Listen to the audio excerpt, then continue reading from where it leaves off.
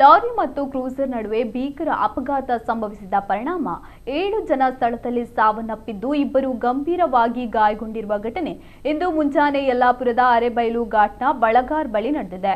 Delivery boy ಸ್ನೇಹಿತರು ಒಟ್ಟಾಗಿ cruiser ವಾಹನದಲ್ಲಿ ಧಾರವಾಡದಿಂದ ಅಂಕೋಲ ಕಡೆ ತೆರಳುತ್ತಿದ್ದರು.